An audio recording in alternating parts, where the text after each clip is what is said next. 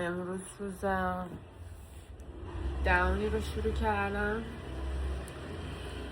دیروز دندونم رو کشیدم.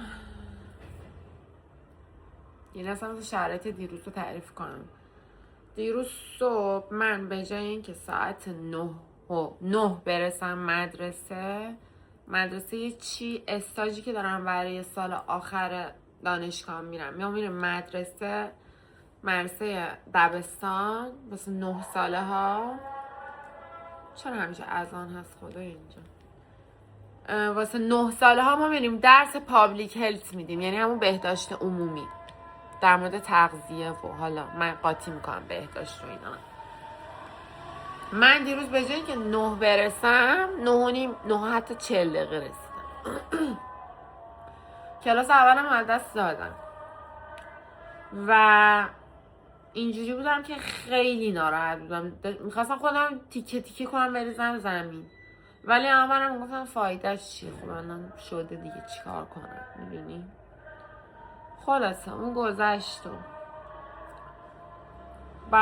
بعد از اونجا می اومدم. بعد بچه ها هم خیلی سر و صدا کردن، خیلی اصلا انگار اینجوری بودن که اصلا کلاس من رو دیگه دوست نداشتن، اصلا درس براشون جذاب نبود.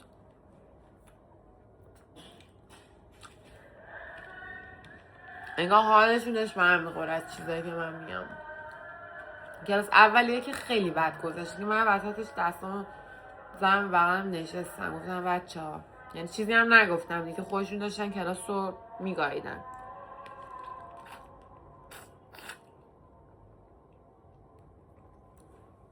خودشون داشتن کلاس رو شلو کلو میکردن.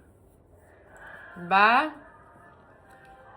کلاس بعدی رو حالا مثلا یه با چت جی پی تی حرفم دیدم یه بازی حالا را بندازم، یه بازی الکی حالا همینجوری یه بازی رو انداختن راجع به همون اسرافی که قرار بود بهشون یاد بدم. حالا کلاس سومی خوب گذشت، کلاس آخری هم باز خیلی خیلی اذیت می‌کردن، خیلی سر صدا کردن. اما طرفم اینجوری هم که بابا دلم خواست چیزی بهشون یاد بدم، میدونی واقعا تو این فاز بودم که آقا بیاین خب با هم دیگه خوش بگذاریم و چیزی یاد بگیریم. ولی یه سریاشون خیلی شیطون و انرژیشون زیاده دیگه، چه میدونم.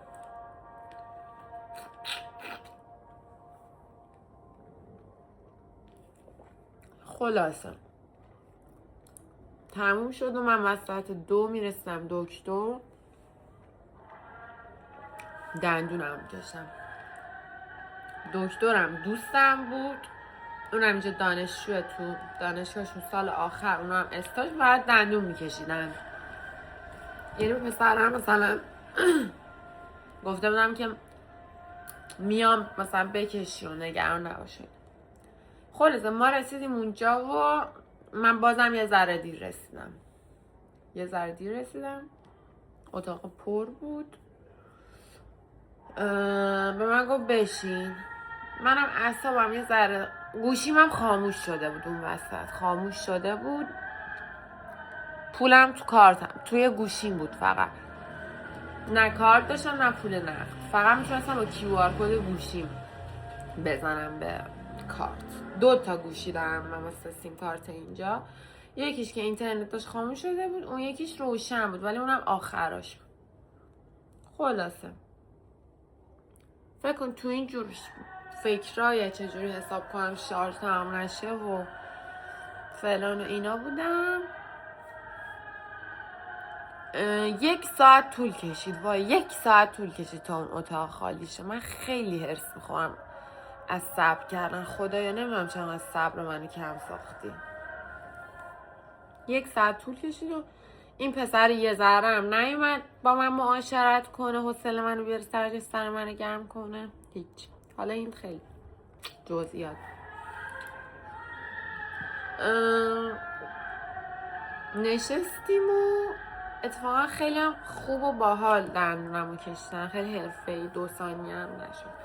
ولی این یه حس نمیدونم خیلی نچراله، یه چیزی از تو کنده شده و تو فشار زیادی هستی. حالا من همون لحظه‌ام قشنگ احساس کردم که پریود شدم، یه دل درد عجیب و درب و داغونی داشتم و احساس کردم پریود شدم.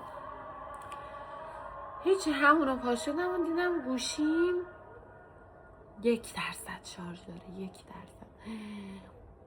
بعد به خودم گفتم که باشه اشکال نداره. نهایتا میرم بالا میزنم به ایوان پسر، میگم تو بزن من. دختر رفتم بالا دیدم کیملیک هم دادم اونجا. اصلا بدون من اگه پولش حساب نکنم نمیذارم برم بیرون. بودو برگشتم به پسر گفتم بیا به من اینترنت بده، با همین 1% شارژم.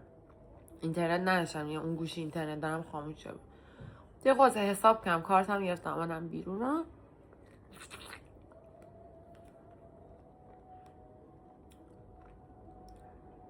با تمام این شرایط فکر کن بعد میرسم خونه نگران جسی بودم. جسی خونه تنها مونده بود، ساعت 4 ظهر بود فکر کن. جسی ساعت 4 تنها مونده بود، جیش نکرده بود، پیپی نکرده بود. بچه من تو خونه دستشویی نمیکنه، باید ببرمش بیرون. دیگه هیچ به اون وضعیت سرم گیج میرم، حالا باید اومدم جسی رو بردم بیرون و دیگه هیچی. اومدم خونه استراحت کردم و امروز صبح یعنی فردای دیروزه و من اینستاگرامم رو دیاکتیو کردم. اصلا عادت ندارم این کار رو بکنم، فکرم تا حال نکردم این کار رو. شاید مثلا موقع امتحانا که بود راهنمایی دبیرستان دیاکتیو میکردم درس بخونم، اونا نه زیاد.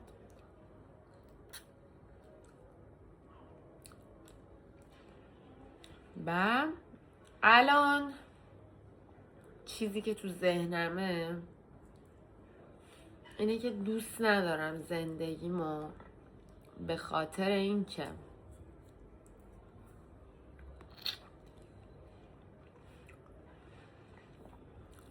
اینقدر احساساتم پررنگه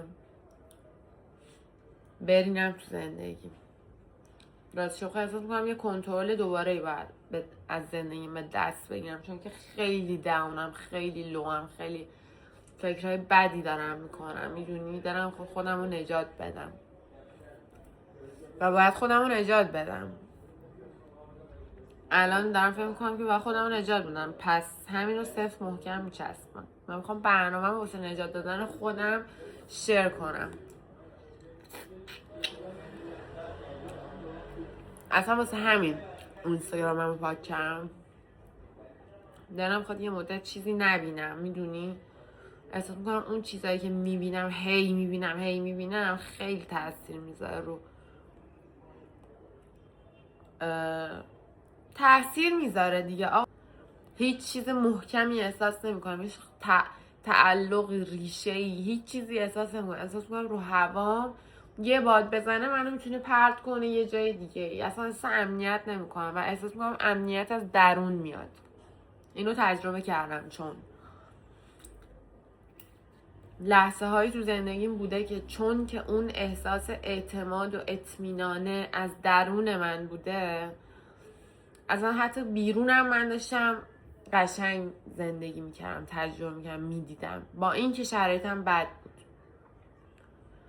و اینو یاد گرفتم که این احساس اعتماد خاطر، حال خوب از درون میاد و تو باید یه کاری کنی که به اون برسی. همینجوری نیستش که داری ورش داری بگی خب من الان اونجوریم. یه کوچولو حتی سختی داره، میدونی من اصلا فکر میکنم جنس این دنیا، جنسیت این دنیا از سختیه و همچنین که از خوشگلی و زیبایی و خوشگذرانی و لذت و اینها هم هست. و یعنی اصلا زندگی یعنی که تو سعی کنی به خودت تجربه های قشنگ و با کیفیتی بدی و قدرت چیز اونم داشته باشی که در مقابل اینکه هر چقدر حالا دنیا چیزای قشنگ سر راه تو میذاره، همون قدم قوی باشی که بتونی تو لحظه های بد و سختش هم بمونی و بگذری، میدونی. و امتحانام نزدیکه. یه پروژه واسه یه کلاس هم یه پروژه دارم خیلی مهمه. داره بار دوم بهم شانس داده استاده. دفعه اول گند زدم، رفتم جلو تابلو، آماده نبودم که شب قبلش استاده بهم گفت باشه تو هم بیا. منم دوستم گفتم یه چند تا صفحاتو بده من پرزنت کنم. اونم گفت باشه این چند تا صفحه مال تو. منم آماده کردم، آماده بودم، یهو رفتم پای تخت جلو استاد، دیدم این چیزایی که من آماده کردم اصلا واسه این صفحه ها نیست.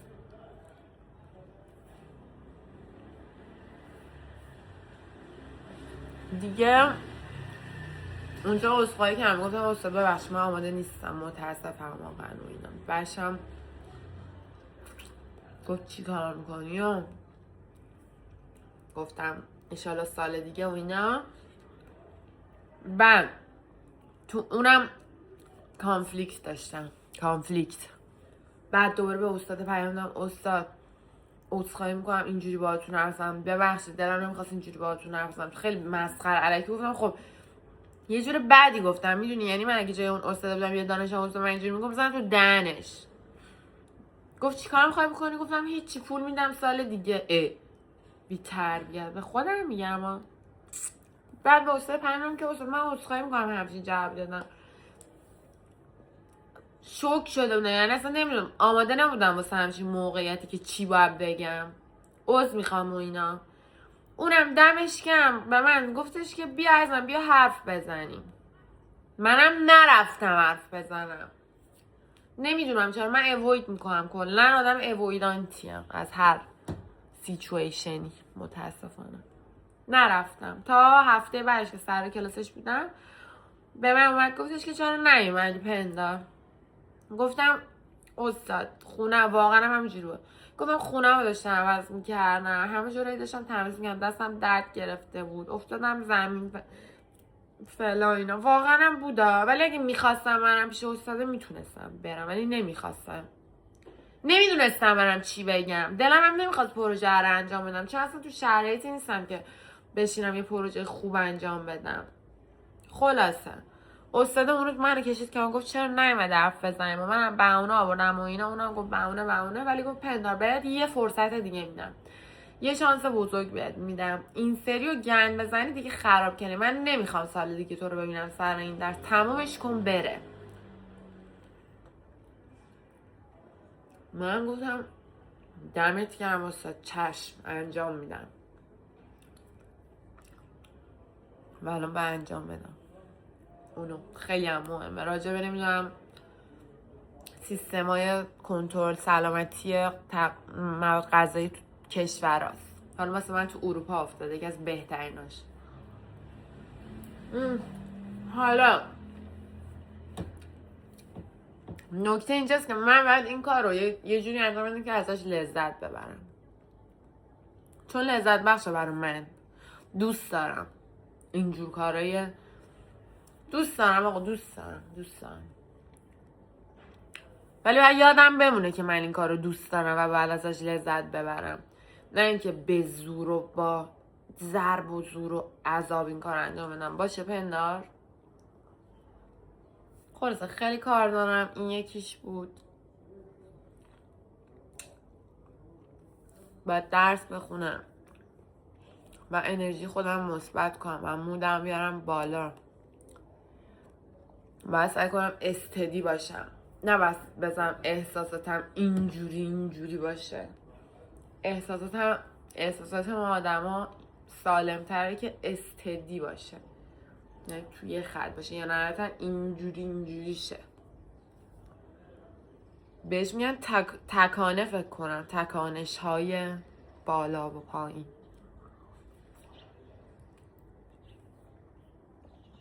و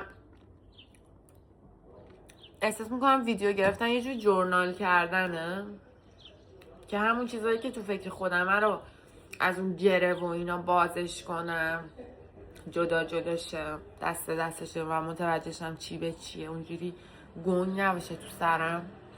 از یه طرف هم شاید یکی مثل من اینجوری از تو این چیز میزایی که من میگم شاید یه چیزی به دردش بخوره، چه میدونم. اصلا شاید اینا واسه من خاطره بشه این ویدیوها واسه خودم. ولی دوستان من گفتن، یه چند تا دوستان من گفتن که این مدل ویدیوهایی که میگیری مناسب یوتیوبه. So let me try. چون که دوست دارم تو مسیر اون چیزایی که دوست دارم باشم و پول در بیارم.